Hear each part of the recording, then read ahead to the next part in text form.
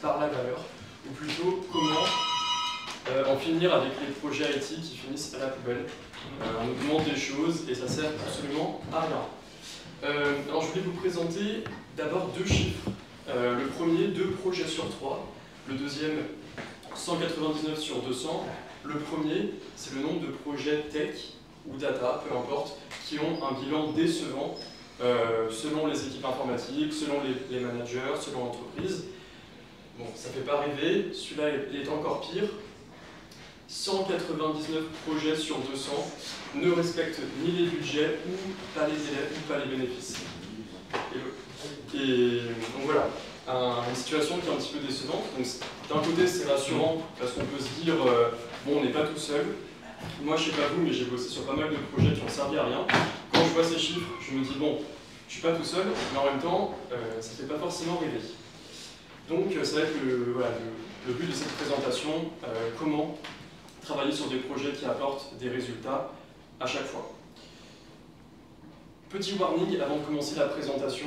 Je sais que moi, en tout cas, je regarde beaucoup de contenu sur LinkedIn, sur YouTube, je lis beaucoup de livres, des conférences, et souvent, c'est super intéressant ce que j'entends, mais j'en fais rien après. Alors, une petite consigne pour ce soir, s'il y a peut-être une action, un insight, une info dont vous pourrez vous servir demain, si ça résonne avec vous et si le sujet, en tout cas, vous parle, c'est hyper important. Donc, essayez de chercher cette information que vous pourrez utiliser dès demain. Alors, on va commencer avec une mise en situation. Imaginez que c'est le lundi matin, vous avez rendez-vous avec votre manager à la Pardieu. Vous voulez négocier une augmentation, revaloriser votre salaire ou vos revenus, votre TJM par exemple, et vous arrivez, mais le rendez-vous c'est dans 10 minutes et c'est un peu suivi. C'est le matin, c'est le lundi matin, vous avez besoin d'un café pour vous booster un peu, surtout pour un rendez-vous qui va être un peu punch, quoi. Vous avez deux options. Vous avez deux distributeurs à café devant vous, un qui prend 7 minutes pour sortir le café et l'autre qui prend 1 minute. C'est le même café, le même prix, tout pareil, juste le délai. Qui prend le café A? Ouf, mon exemple marche. Qui prend le café B?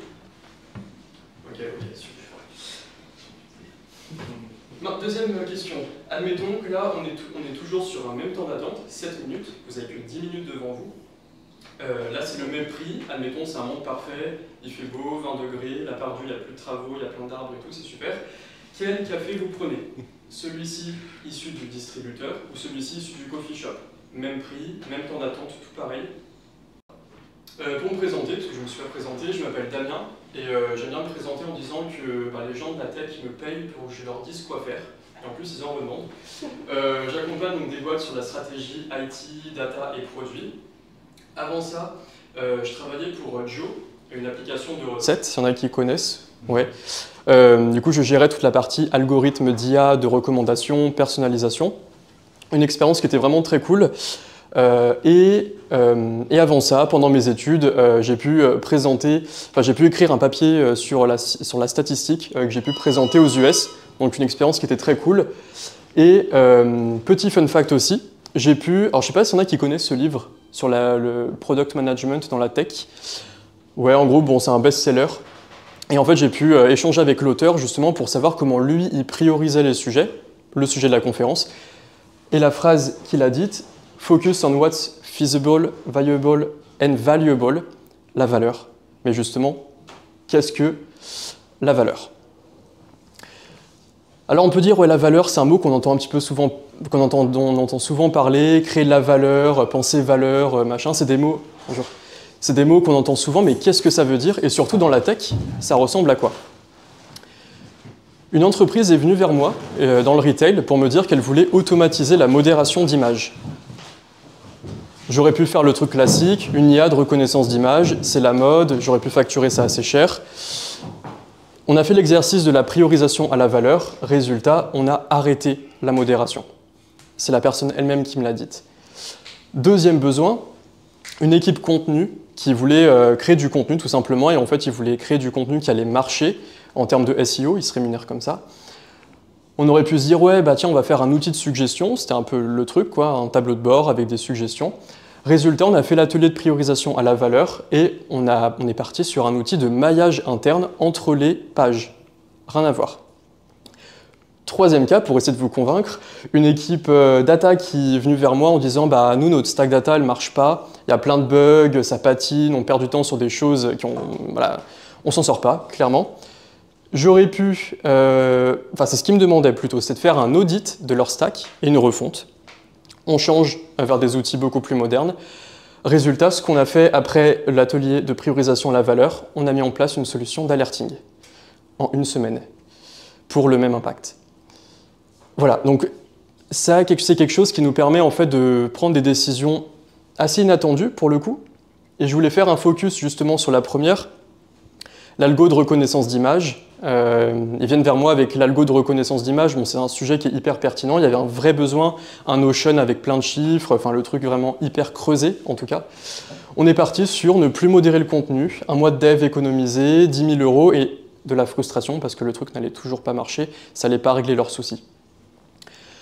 Le deuxième, pour l'outil de refonte de Stack Data, une entreprise, un média voyage, 100 000 utilisateurs par jour, 20 millions d'euros de réservations par an.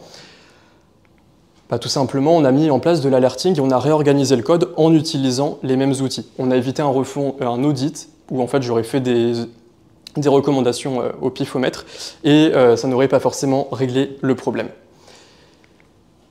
Bon, comment est-ce qu'on priorise à la valeur? Pour ça, je voulais vous raconter une petite histoire, toujours sur le café. J'aime bien le café, je ne sais pas vous. Et imaginez que vous êtes le gérant d'une chaîne de café à Lyon, vers la Part-Dieu, comme ça on reste dans le coin. Et là, l'entreprise a un objectif, c'est d'augmenter son nombre de clients. Tout simplement, elle veut faire plus de business.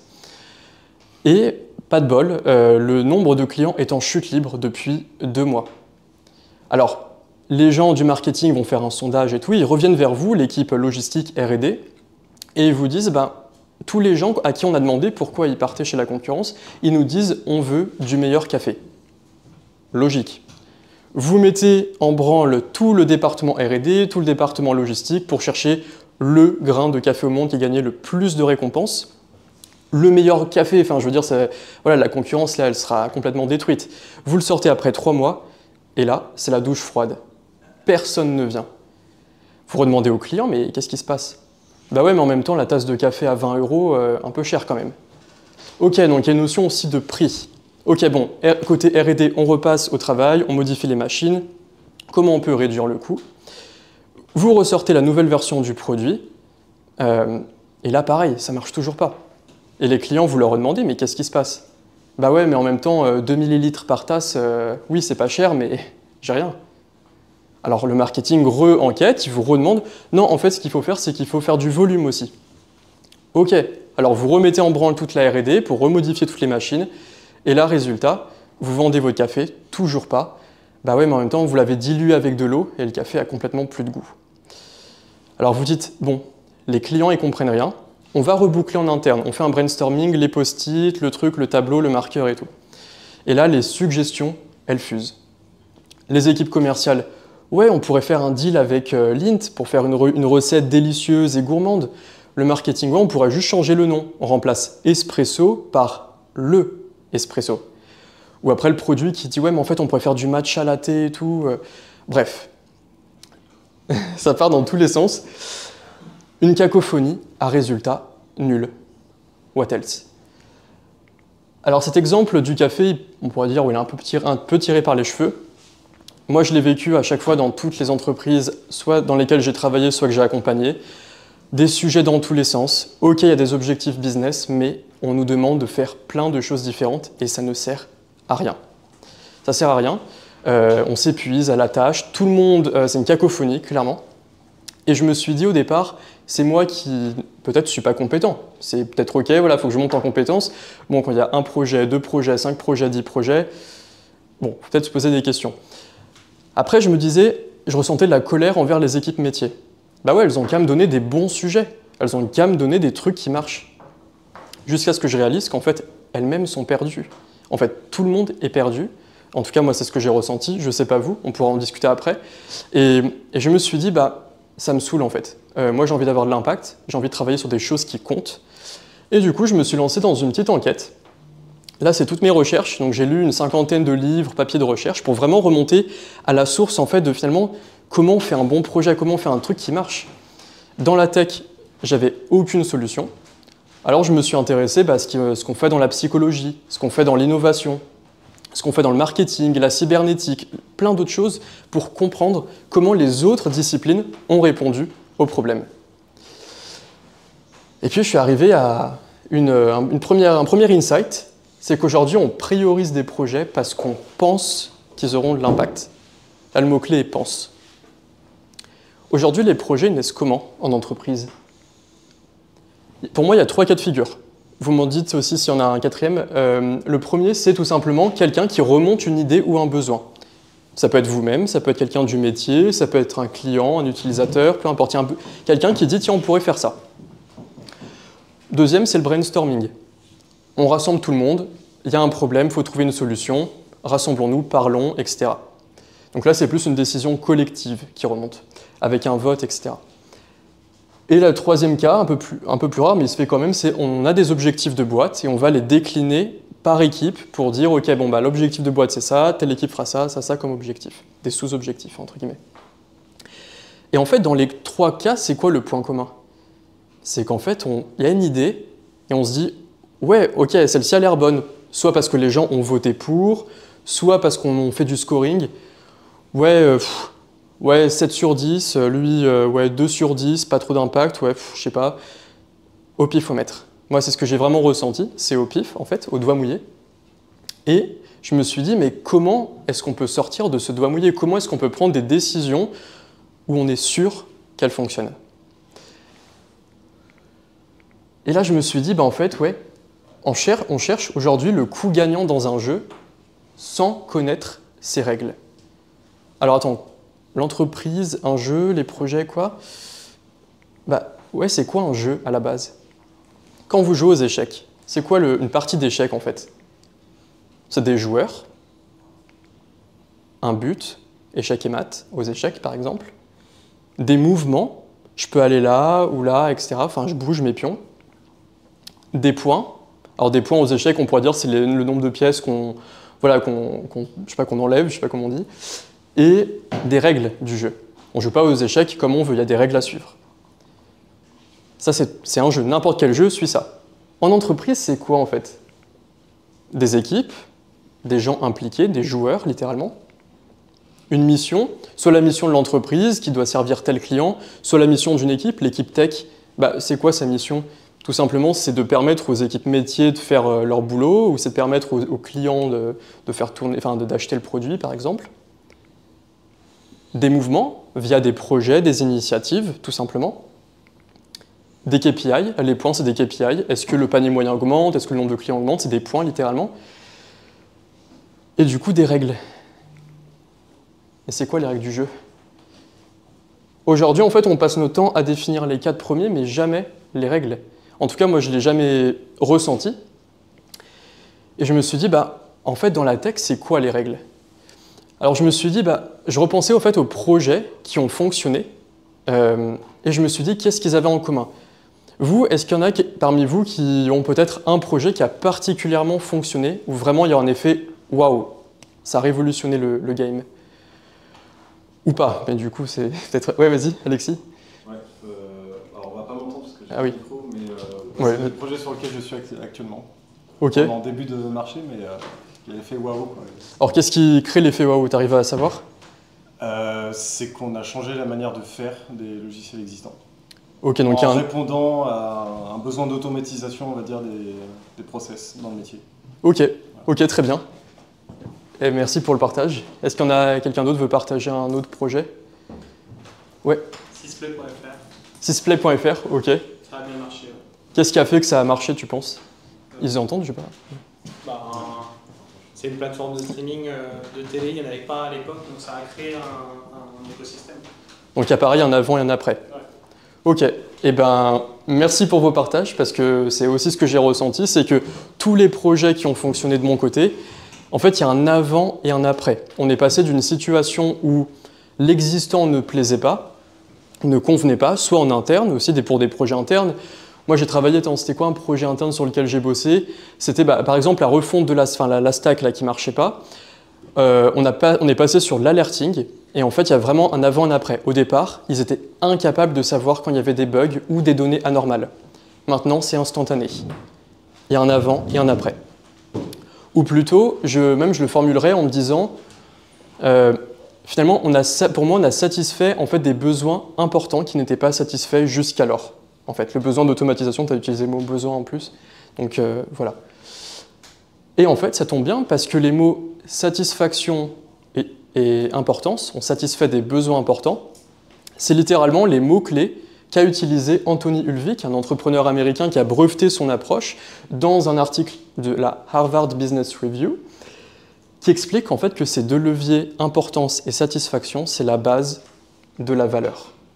On pourrait même le formuler en fait dans une équation, enfin une formule assez simple, valeur égale satisfaction fois importance. Pour avoir de la valeur et du coup de l'impact, en fait, on satisfait des besoins importants. Si on revient au tout premier, au mini-jeu qu'on avait fait au tout départ, je ne sais pas si on peut appeler ça un jeu du coup, mais au départ vous étiez sur ce café-là, et puis quand je vous ai montré que l'autre finalement il prenait qu'une minute, vous êtes allé sur le choix A plutôt. Pourquoi? Il y en a qui l'ont exprimé.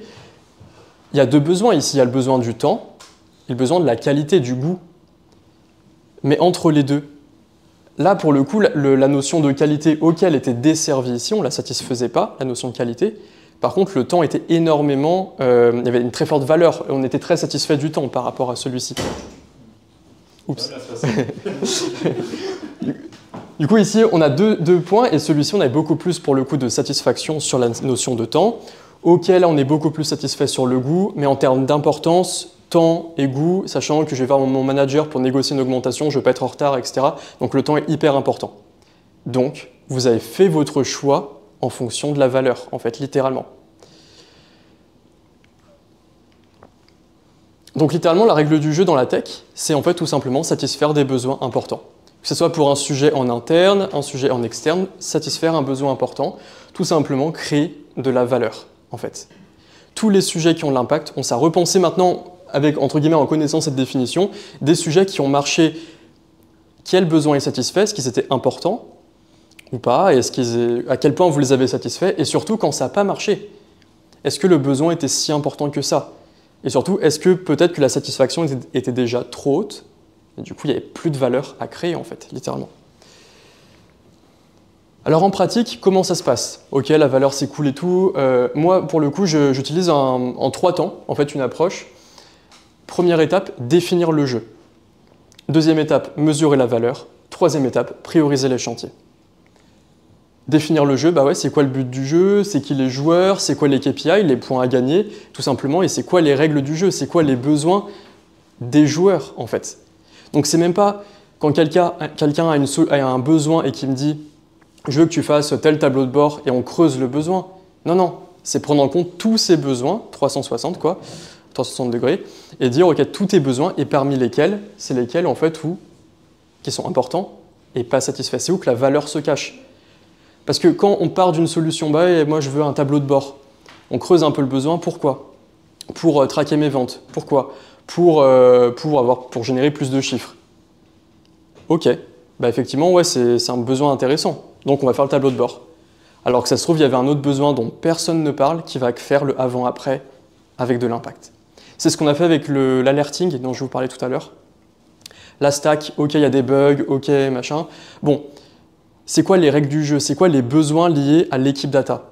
Oui, c'est minimiser le coût des outils, ok, c'est avoir le moins d'outils à gérer, mais c'est surtout être prévenu en fait quand il y a une erreur. Hyper important, c'était le premier sur les 20 besoins qu'on avait listés, le premier. Satisfaction, 0. Bah, en fait, ils se rendent compte qu'il y avait un bug au bout de très longtemps. Je ne vais pas donner la valeur, mais très longtemps. Et ensuite, bah, quand je connais la valeur de chaque besoin, bah, tout simplement, je peux prioriser les chantiers. Un besoin qui est hyper important et pas satisfait, n'importe quel projet que je fasse, il y aura un impact énorme, parce qu'aujourd'hui, il y avait 0 valeur. Forcément, tu vas avoir un impact. Par contre, un truc où, bon, ok, c'est cool de le faire, mais c'est pas important, ou c'est cool, mais c'est déjà satisfait, à éviter, ou en tout cas à faire en dernier plutôt. Donc 3 temps, définir le jeu pour gagner en clarté, mesurer la valeur pour gagner en priorité, et prioriser les chantiers pour gagner en impact. Et une fois qu'on a fini, on recommence, parce qu'en fait, c'est un cycle infini, on a tout priorisé, ok, les KPI, maintenant ils commencent à stagner, on n'a plus trop d'impact. Est-ce qu'on a oublié des règles, peut-être, des besoins qu'on n'avait pas listés? C'est hyper compliqué de lister les besoins. Nous, en général, on en liste 20, mais en fait, on en redécouvre à chaque fois, quoi. Et surtout, peut-être que les points qu'on vise, ils ne dépendent pas de notre équipe. Par exemple, sur l'acquisition client, l'équipe contenu, elle peut faire un super méga contenu. Le levier, il n'est pas infini pour l'acquisition client, peut-être que c'est le produit qui foire. Voilà, c'est complémentaire, quoi. Donc voilà, une approche vraiment itérative.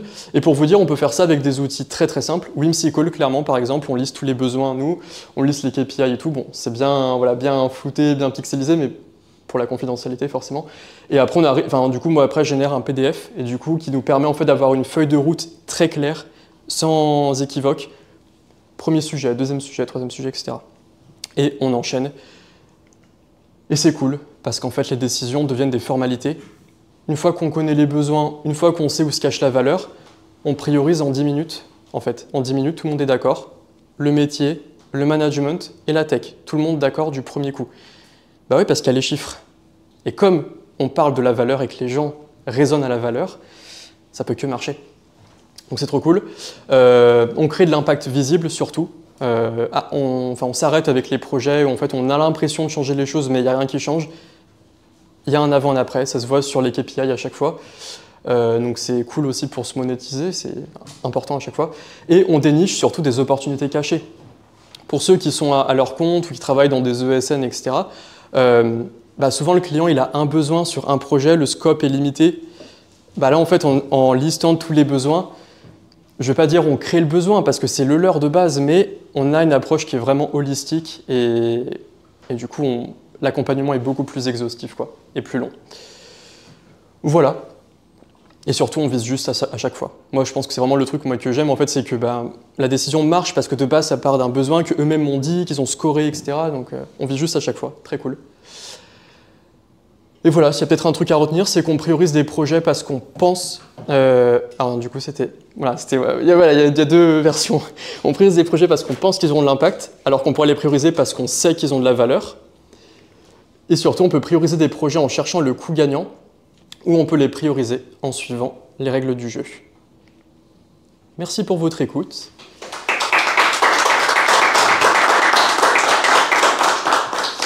Et maintenant, justement, je vous ai demandé en tout début de présentation, c'est peut-être une insight, un insight, une info à retenir. J'aimerais bien que vous me la partagiez via ce QR code, si ça vous dit. Tout simplement, qu'est-ce que vous avez retenu de cette présentation? Il y a pas mal de sujets qu'on a vus ensemble et voilà, c'est toujours intéressant de voir ce qui vous a impacté. Merci. On va avoir un petit temps éventuellement de questions. Oui, carrément. Est-ce qu'il y en a qui ont des questions? Levez la main, peut-être. Ouais. J'ai une question sur l'importance, parce que c'est un truc qui est très subjectif, généralement. Et comment on arrive à jauger justement ce degré d'importance, parce que généralement, par exemple, quand on va aller mesurer cette importance, entre guillemets, on va avoir plusieurs acteurs. Donc on peut avoir très bien le customer support qui dit non, moi c'est important de ce côté-là, le marketing qui va dire moi c'est important. Et donc comment à ce moment-là on arrive à faire un consensus en fait sur l'importance d'un sujet?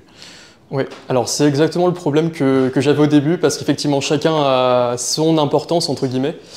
Là pour le coup, j'ai fait recours à la psychologie cognitive. Je me suis penché en fait sur comment ils arrivaient à mesurer en fait des orientations psychologiques, en tout cas l'importance, en enlevant tous les biais. Et en fait, il y a des techniques en psychologie qui permettent en fait de voir factuellement pour vous, c'est plus important ça, en fait. Et du coup, tu permets d'évaluer différents critères. Donc, je t'invite à regarder ce qu'ils font de ce côté-là. En fait, ça enlève tous les biais. Et pour le coup, c'est hyper puissant parce que là, en fait, on se base sur leur réponse, on arrive à un score. Du coup, ils ne peuvent pas être contre leur score, tu vois. Et ça, c'est puissant. Est-ce que prioriser sur la valeur, ça n'a pas certains écueils type paradoxe de la pierre philosophale. C'est-à-dire que la pierre philosophale, c'est l'objet magique qui apporte de la valeur magiquement quand tu transformes du plomb en or. Ouais. C'est le truc qui a le plus de valeur si tu veux faire de la fortune parce que ça marche hyper bien, c'est hyper important, c'est hyper satisfaisant. Pour autant, c'est quasiment impossible de fabriquer une pierre philosophale. Est-ce qu'il ne manquerait pas dans la priorisation l'effort, du moins l'énergie à répondre au truc? Parce que si on prend toujours la chose qui apporte la plus grosse valeur, est-ce que c'est vraiment le meilleur truc à faire pour apporter de la valeur en fonction affine? Oui, carrément. Alors, 2 éléments de réponse. Le premier, on estime l'effort. J'ai jamais su estimer le temps qu'un projet tech allait prendre. Jamais. Sur la centaine de projets que j'ai fait, jamais. Souvent, alors je sais plus, il y avait une stat, du coup, la première, tu vois, c'était 199 projets sur 200 qui ont dépassé auquel les budgets, mais il y a aussi les délais. Bon, c'est quand même énorme. Il y a tellement de complexité, des imprévus, tu te lances dans le truc, ah ouais, en fait, c'est connecté à tel autre, il faut modifier, il faut faire une refonte, un refactor, un truc, une API, enfin, c'est impossible l'effort, en fait. Donc je me suis dit, comment est-ce qu'on peut se baser sur des choses mesurables aujourd'hui? Il n'y a plus d'estimation, c'est factuel, satisfaction et importance. Alors oui, peut-être que le premier, il sera compliqué comme projet. Mais en fait, ce que j'ai remarqué, c'est que souvent, les projets durent plus longtemps que prévu parce qu'il y a des allers-retours. On fait, on défait, on refait. En fait, c'est ça. Quand le truc, il est précis et que la solution est la bonne, parce que tu as identifié tous les besoins, donc toutes les règles du jeu, tu prends tout de suite le bon truc.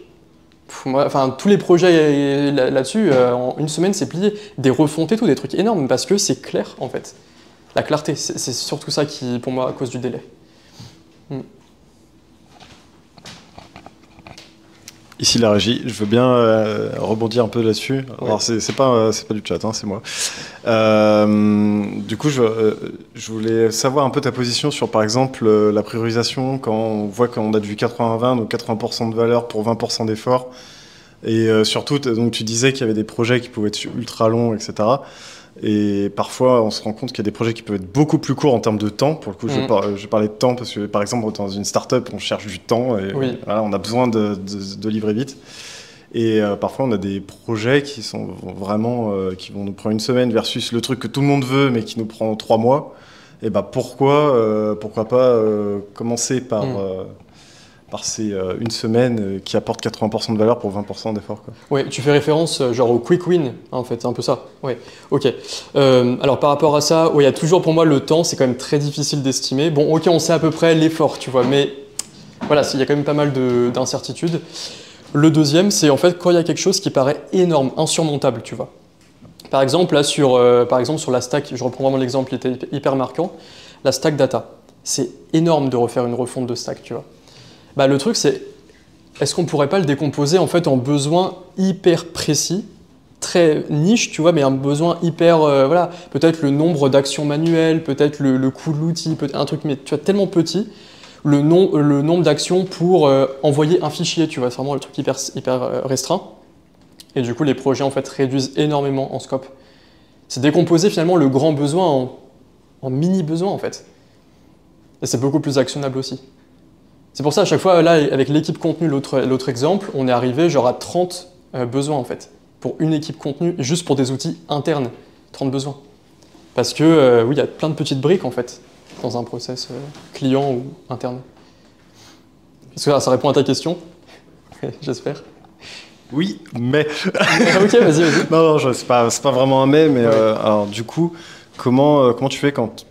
tu es une entreprise qui débute, que tu as un time to market à fit et que tu as un MVP qui justement est assez gros, comment tu découpes, comment tu sors ces petites actions pour prioriser et sortir, on va dire, un MVP peut-être dégradé, mais avec les fonctionnalités les plus importantes? Ouais, alors ta question me fait penser à ce que tu as dit tout à l'heure, justement, sur quand on est une startup, on veut livrer vite.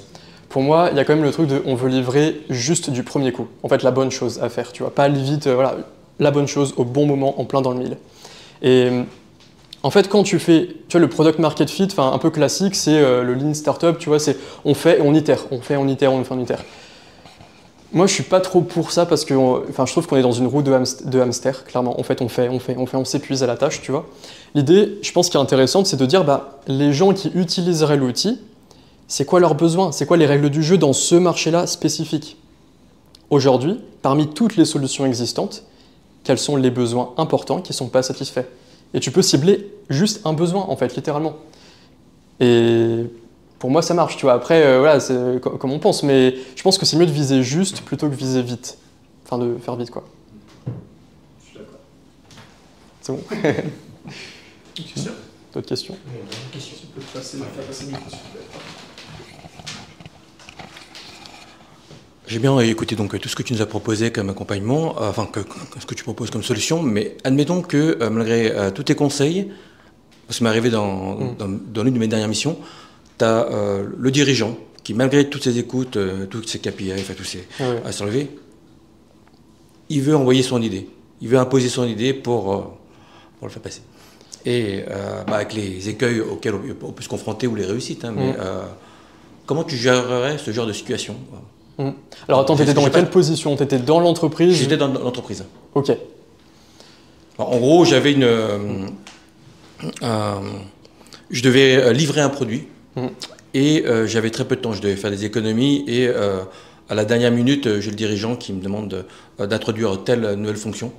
Je n'étais pas pour, hein, bien sûr, mais voilà, c'était... c'est le dirigeant, faut le faire. Ouais. Il a beau m'écouter, enfin il écoutait même toutes les autres équipes. Il a appliqué sa décision. Ouais, donc on est plus dans un problème humain pour le coup. Oui. Effectivement, et c'est pour moi c'est le plus difficile, effectivement. Alors attends, je réfléchis à comment je vais répondre. En gros, pour moi, je pense que c'est important déjà de dialoguer, forcément. Tu vas essayer de challenger un peu, mais challenger avec justement, pour moi, lister les besoins, ou en tout cas avoir une approche beaucoup plus factuelle qui est faite aujourd'hui. Aujourd'hui, en fait, la priorisation, elle est basée sur des estimations, des trucs. Le dirigeant, il pense que son truc va marcher, mais en fait, aujourd'hui, moi, quand j'étais comme ça, j'avais aucune preuve pour dire ça ne marchera pas. Pareil, c'était un ressenti. Deux ressentis qui ne s'accordent pas, lequel a tort, on ne peut pas savoir, en fait. Par contre, si on base ça sur des choses factuelles, ok, le besoin des clients, c'est ça, les satisfactions, c'est ça l'importance. Là, il y a un boulevard. Pour moi, c'est beaucoup plus factuel, tu vois. Donc déjà, ça change un petit peu la dynamique. Après, si vraiment, vraiment tu es obligé de le faire, bon, je le ferai. Mais en parallèle, si tu as la liberté et la possibilité de le faire, c'est en fait de lancer une autre initiative sur toi, un besoin que tu as identifié, qui n'a peut-être pas validé, mais tu as un truc vraiment en mode POC ou un truc très simple, pour montrer en fait qu'il y a de l'impact sur cette autre chose, en fait, en faisant. Tu vois, c'est un peu compliqué, mais c'est les deux façons que j'ai. Je sais pas... C'est ce que j'ai un peu fait, mais ouais. En fait, pour lui, de toute façon, son objectif, c'était de livrer rapidement pour itérer par la suite avec des retours. Oui, mais l'approche classique. Alors j'ai fait une réponse un peu à moitié, c'est-à-dire que j'ai livré rapidement, donc en respectant le maximum de points, en travaillant quand même sur un autre, en identifiant le sujet, on va dire, important à livrer pour que le projet se fasse bien. Donc j'ai gagné un peu de temps pour mes designers pour développer, mais c'était pas confortable. Oui, ouais, j'imagine. Mais alors du coup, toi, essayer de faire l'exercice entre guillemets tout seul, tu as ton côté pour voir, ok, c'est quoi les clients, enfin c'est où que se cache la valeur pour les clients ou en interne ou peu importe, et lancer une initiative en interne simple, tu vois, mais déjà pour tester le truc. Merci. Je t'en prie.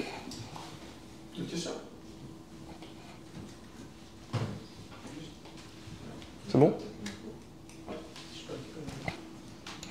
Merci en tout cas. Merci à vous.